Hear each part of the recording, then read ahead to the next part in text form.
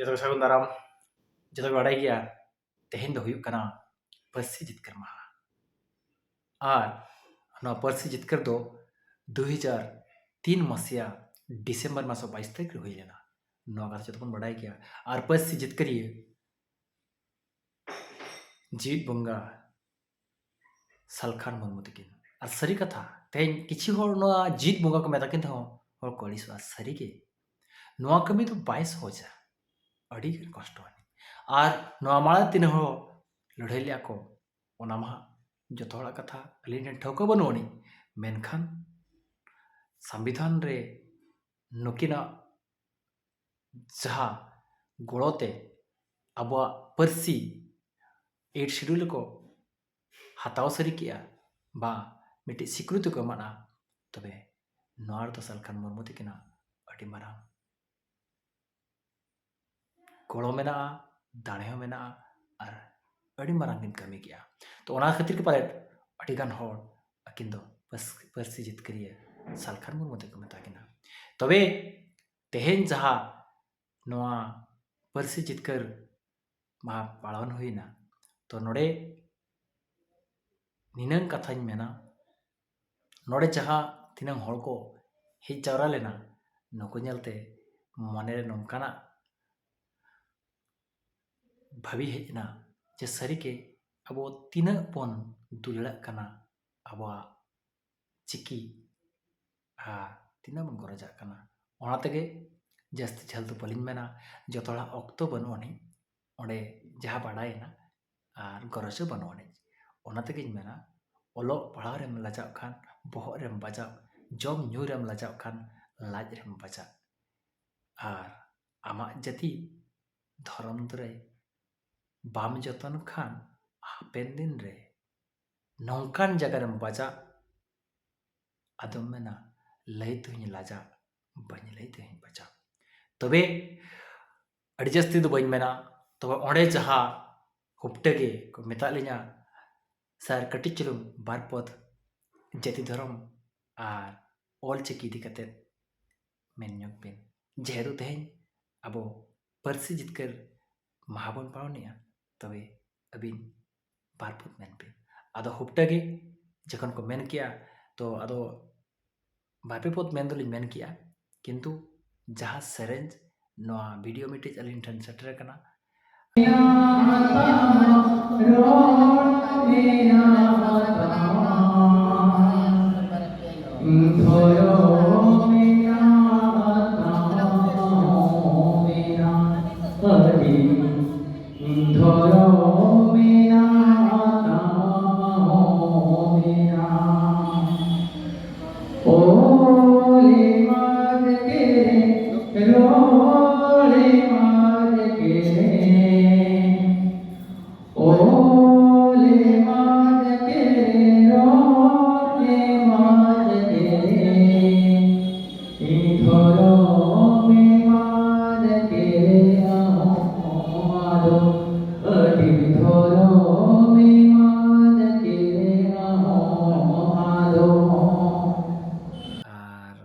अलिया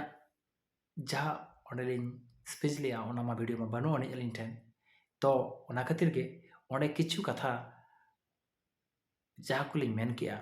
ओना ना आर कट्टी चुलुंग लिन मेसा तरा कना तो मेन दो होयुक कना अबो जितकी ओंडे होलिन नेल के को ठीक टाइम रे होड़ बाको हजू कना आर अड़ी कम होड़ माने दो नोडे सीधा रूप ते जुदी मेना अबो ठेन सचेतन ना अभाव मेना अवेयरनेस ना अभाव मेना हैं और ओना खातिर के तेहन होड़ कम को जावरा कना और मिटन कथाñ मेना तो नुनंग होड़ अबो आदिवासी मेना बना और मेन लेखान लई गानोआ सानतालते रोड को अडिगान मेना कोआ बा ऑल चिकी आड़ांगते जहां होड़ को ओलका अडिगान होड़ के मेना कोआ मेनखान उंगु को हो पाले दुलड़ दो अड़ी कम चुरी किया कटक लेकान जगह में अडिगान होड़ मेना कोआ तबे नवा इदी कते मेना जुदी आबो जुमिदु आबन ताहले जतोय गानोआ और मिटन कथाñ मेना ओंडे किछि होड़ आबो आड़ांगते रोड़ को लाजाक कना joto hor ko request pada ke koa jahay ko judi kichi hatang re nongkana katha menaa to barpot men dale ape menkhan duk rena katha adi duk rena katha duk sumung do banga onateñ mena ar miti kathañ ada je judi abo alang abo babo rola abo alang te tale okoy rola tale hapen tine no alang ad sariga ona khatir ge miten kathañ mena je nunang adivasi mena bona teheñ judi no parsi jitkar mahare no video pe nyele tabona jo late raho hej kate ado jasti katha bañ mena चेष्टा माबन जतो ती मिटिज कटक बा भुवनेश्वर में अडिगान चाकरी मेना बना तो जतो हर मेसा कते जुदी मिटि कॉन्फ्रेंस हॉल बन बनाव दाड़िया ताहले ठौका सही के आबो ओंडे बन जावरा दाड़िया आर पाले इन भाबिया एटा हला कॉन्फ्रेंस हॉल रे किछि हर लय को लाजा कना लय को बतरक कना उनका हुन अटकर किया तो अलिनो किछि अडिगान उयहर भाभी कते लिኝ रोड किया सरी कथा तो नोआ कना ओना खातिर गिñ मेन किया जुदी आबो कॉन्फ्रेंस हॉल ताहेना आबो कुरिन हापड़ाम को पंडित रघुनाथ मुर्मू को आर आबरिन परसी जितकरिया उनके को फोटो ताहे चित्र ताहे को आर रस्के के बुझाव को आर ओडे आबो मायम हो ललो को ओना खातिर को मेना मेहे ललो लेन खान नरमो आर नरम लेन खान अड़ी लेकान जिनिस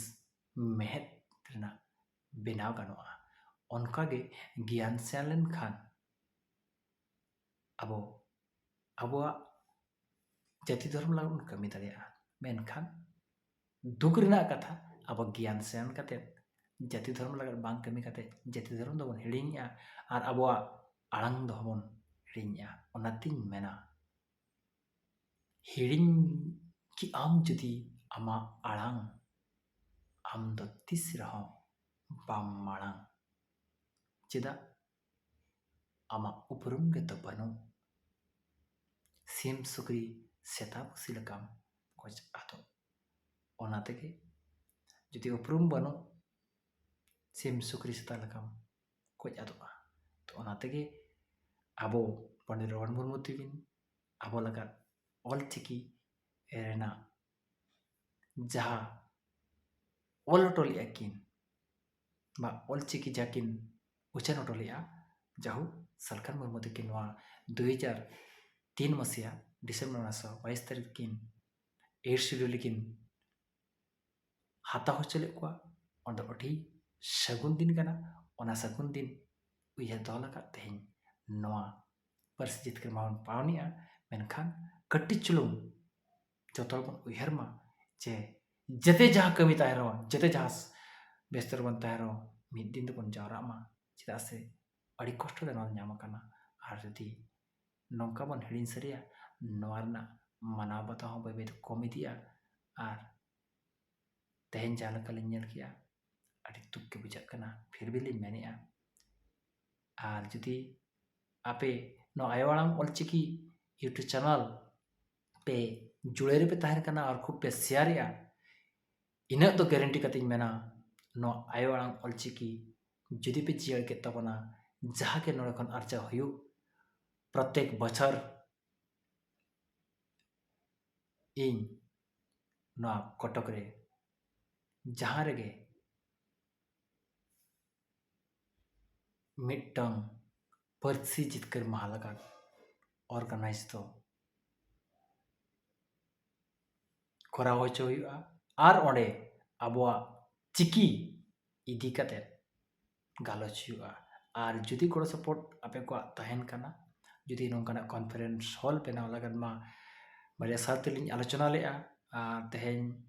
हठात हुईना तो ना प्रिपरेशन बांग हुई लेना आशा लिन ओंडे कुली को खान गान को गया तबे नो यूट्यूब चैनल पे नेले गे ताबोना जुदी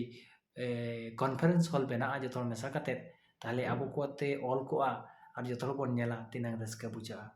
उनका मा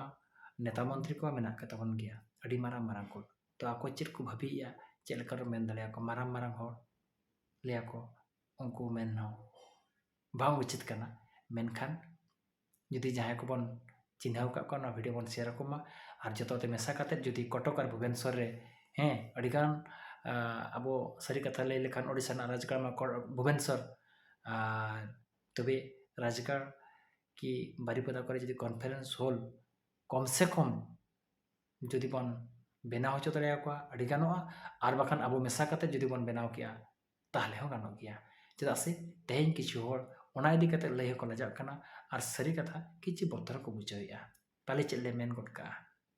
मेन मेनते और तेहें जहां के को स्पीच थान उनको ओना कथा को चिंता कान थान तबे आपे का गोड़ जुदी तहेना नो यूट्यूब चैनल जुदी तहेना इने मुइन मेनिया प्रत्येक बछर नोआ पार्सी जितका महा पालन लगा नो यूट्यूब चैनल आज धन मन तन कते गोड़ एमोआ और जुदी केटेज तहेना तबे आरो मारंग मारंगा कमी इदियाय तबे आपे को गोड़ दो निहादी लगती कना चेदा से हुडिंग हुडिंग कथा दो बांग कना नो को तो जुदी एकला तलिन दलेदा ताहले मा अड़ी नपाय कथा कना तबे आपे को गोड़ सपोर्ट जि तहना पाले लगन गानोआ ओना खातिर मेन किया तो नो दा आपे चितारे डिपेंडाय मिसा खान बन लगन हुआ एकला देखा डेरी रे हुआ मेनखान हुई दो हुई गया इनंगे मेन कथिन तहन कना नोगे अलिnya आपे को ठेन नेहर जे जुदी तेहें बन हेलुगा ताहले हापेन दिन रे चेत चिका तेहें जहां लेकाना अलिली नेल कतलिन अटकर किया ओना खातिर के नो अड़ी लेट नेट कते रहो नो वीडियो बेनाव लगनी रिका किया मा तबे जहां को पे चिन्हाव कदिन बाव चिन्हाव कदिन जहां को पे पढ़ाई कदिन बा पढ़ाई कदिन जुदी नो यूट्यूब चैनल पे शेयर और जोटा को सेटरा को तबे इन पे रस्का चु냐 और इन कमिया ओना खातिर के तेहें ओना स्टेज को आनो खातिर किछि गोंके को हाई कोर्ट रे को